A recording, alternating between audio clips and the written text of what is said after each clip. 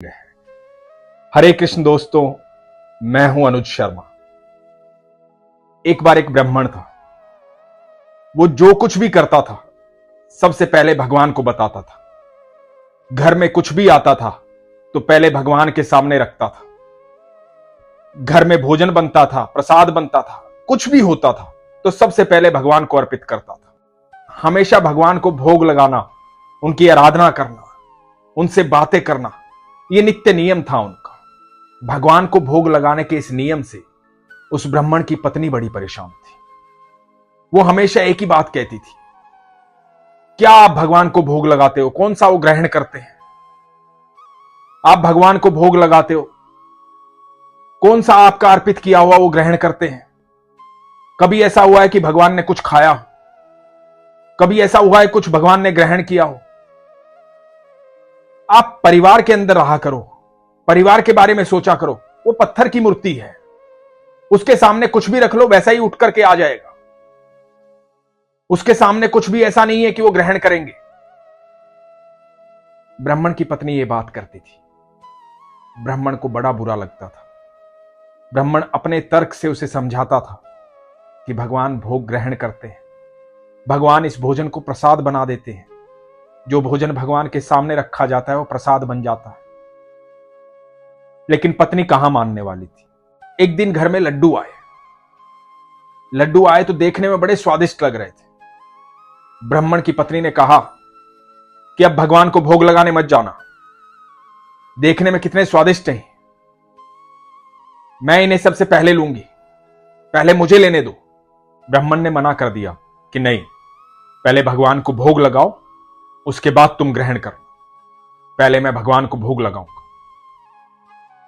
पत्नी को इस बात पर गुस्सा आ गया। पत्नी ने कहा, तुम्हारा ये भगवान को भोग लगाना बंद नहीं होगा। तुम्हारा भगवान क्या सच में खाता है? सच में भोग लगाता है? और यदि सच में लगाता है ना तो आज भोग लगा के दिखाओ। आज दिखाओ भगवान को ये खिला करके। और यदि आज भगवान ने खा लिया तो जीवन में कभी तुम्हें नहीं रोकूंगी, कभी नहीं टोकूंगी। तुम जैसा कहोगे वैसा करूंगी। जैसे तुम आज भगवान को भोग लगाते हो, सबसे पहले भगवान को अर्पित करते हो, वैसे मैं भी करूंगा। लगाकर दिखाओ भोग। तो ब्राह्मण ने कहा कि ठीक है। एक थाली में वो लड्डू लिए, पड़ोस के मंदिर में चला गया। मंदिर में भगवान के सामने वो थाली रखी और भगवान को कहा कि प्रभु भोग लगाइए, हे ठाकुर जी भोग लगाइए, ये लड्डू ग्रहण कीजिए। अब सामने लड्डू रख करके ब्राह्मण वहीं बैठ गया, इंतजार करने लगा। भगवान से प्रार्थना कर रहा था, निरंतर प्रार्थना कर रहा था। भगवान से कह रहा था कि भगवान आज इज्जत की बात है, रोज ताने सुनता हूं, आज आपको भोग लगाना ही होगा, आज आपको लड्डू खाना ही होगा। और यदि आज आपने भोग नहीं लगाया तो जीवन भर मुझे अपनी पत्नी की माननी पड़ेगी, मैं झूठा साबित हो जाऊंगा। आज आपको भोग लगाना ही पड़ेगा। मैं भी यहीं बैठा हूं और तब तक यहीं बैठा हूं जब तक आप भोग नहीं लगाओगे। अब बार बार भगवान के सामने रखी थाली को देखता कि भगवान ने भोग लगाया होगा, एक लड्डू कम होगा, लेकिन थाली वैसी की वैसी रखी थी। थोड़ी देर में वहां मक्खियां भिनभिनाने लगी। मक्खियां भिनभिनाने लगी तो ब्राह्मण ने मक्खियों को उड़ा दिया और भगवान को कहा कि आप भोग लगाइए। थोड़ी देर दूर जाकर के बैठा, फिर देखा कि चींटियों की एक कतार लग गई है। लड्डुओं के पास चींटियां आने लगी हैं, उन चींटियों को भगा दिया। फिर भगवान को कहा कि भगवान आप भोग लगाइए। थोड़ी देर बाद मंदिर में कुछ लोग आ गए। उन्होंने देखा कि ब्राह्मण ने तो आज भगवान से शर्त लगा रखी है, भगवान को भोग लगाकर ही मानेगा। और लोग वहां बैठ करके इंतजार करने लगे कि हो सकता है कि चमत्कार हो सकता है ब्राह्मण की प्रार्थना भगवान सुन ले, आज भोग लगाए। कुछ देर में एक भिक्षु आया। भिक्षु ने आकर के कहा कि प्रसाद दे दो, भूख लगी है। ब्राह्मण ने उसे भी भगा दिया, कहा कि नहीं, पहले भगवान भोग लगाएंगे। अब यह करते करते पूरा दिन बीत गया। जब पूरा दिन बीत गया तो ब्राह्मण को बड़ा गुस्सा आया। ब्राह्मण बड़ा क्रोधित हुआ। वो थाली उठाई और मंदिर के बाहर ले जाकर के उसे पटक दिया। सारे लड्डू वहां जमीन पर बिखर गए। उसके बाद अपने घर आया। घर आकर के पत्नी को कहा कि तू ठीक कहती है, वो पत्थर की मूर्ति है, वो भोग नहीं लगाती। मैं ही पागल हूं, इतने सालों से उनको भोग लगा रहा था।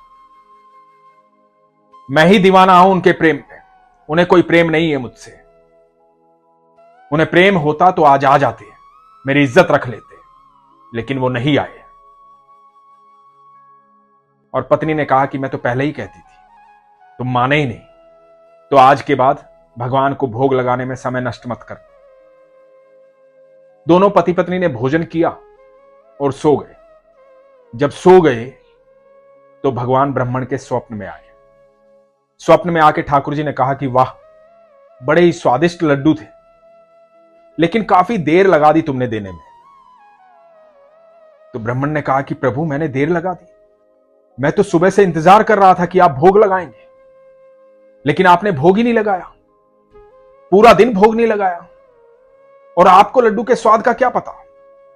तो ठाकुर जी ने कहा कि कितनी बार मैं भोग लगाने के लिए आया, मैं चींटी बनकर आया, मैं मक्खी बनकर आया, मैं भिक्षु बनकर आया, तूने हर बार मुझे भगा दिया, हर बार भोग को तूने मुझसे दूर रखा। उसके बाद जब शाम हो गई, जब वो थाली तूने उठाई और बाहर मंदिर के पटकी, तब वो मिट्टी में लगा हुआ भोग मैंने ग्रहण किया, चींटी बनकर ग्रहण किया, मक्खी बनकर ग्रहण किया, लेकिन काफी देर लगा दी तूने भोग लगाने में। यह सुनकर ब्राह्मण फूट फूट कर रोया, भगवान से क्षमा याचना मांगी, कहा कि प्रभु क्षमा करें, मुझसे गलती हो गई, मैं नादान, मैं बुद्धिहीन, मैं समझ ही नहीं पाया। आप तो स्वयं कहते हो कि आप कण कण में विद्यमान हो, हर जीव के अंदर विद्यमान हो, तो जरूरी थोड़ी ही है कि आप इस तरह से भोग लगाने आएंगे। आप तो किसी भी रूप में आ सकते हैं, किसी भी रूप में भोग ग्रहण कर सकते हैं।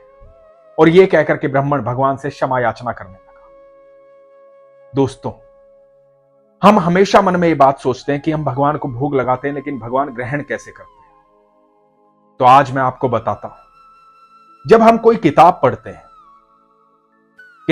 हैं तो जब पढ़ रहे होते हैं तो वो हमें याद हो रही होती है, सारी किताब हमारे दिमाग में बैठ जाती है।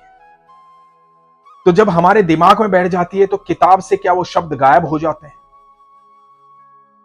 किताब तो वैसे की वैसी रहती है, वो सारे शब्द लिखे हुए होते हैं, लेकिन किताब हमारे दिमाग में बैठ गई है, हमें याद हो गई है, लेकिन शब्द वहां वैसे के वैसे। इसी प्रकार जब हम भोग लगाते हैं तो भोजन वहां आपको वैसे के वैसा दिखाई देता है, लेकिन प्रभु उसे ग्रहण कर चुके होते हैं। और जब भी हम किसी इच्छुक जीव को वो भोजन देते हैं या उसे भोजन ग्रहण करवाते हैं, तो भोजन ईश्वर ही ग्रहण करते हैं। जब किसी भिक्षु को, किसी पशु पक्षी को, किसी जानवर को हम कुछ भी भोजन देते हैं, अन्नदान करते हैं, तो भगवान ही ग्रहण कर रहे होते हैं। भगवान सब जीवों के भीतर विद्यमान है, ईश्वर सब जीवों के भीतर विद्यमान है। हम जब भी किसी जीव को सुख दे रहे होते हैं, उनका भला कर रहे होते हैं, उनके लिए उपकार का कार्य कर रहे होते हैं, तो वो सारे उपकार, सारा कार्य, सारा भोजन भगवान ही ग्रहण कर रहे होते हैं। आप जब उनकी बनाई सृष्टि का ध्यान रखेंगे तो वो आपका ध्यान रखेंगे। यदि आप सबसे प्रेम करेंगे तो वो आपसे प्रेम करेंगे, क्योंकि सारी सृष्टि उनकी है। भगवान ने ही कहा है वसुदेव कुटुंबकम, पूरी पृथ्वी एक परिवार के समान है। भगवान ने श्रीमद् भगवद गीता में अर्जुन को कहा कि हे अर्जुन, तू सबके भीतर मुझे समाहित जा, मैं सबके भीतर निवास करता हूं। हमारी जो सांसें चल रही है ना, यही कृष्ण है, जो हम सबके भीतर है, सब जीवों के भीतर है। इसलिए कभी शंका ना करें। जिस प्रकार किताब से शब्द गायब नहीं होते, उसी प्रकार भगवान का भोग ऐसे ही रखा दिखाई देता है, लेकिन भगवान ग्रहण कर चुके होते हैं, जिस प्रकार आप किताब के शब्दों को याद कर चुके होते हैं।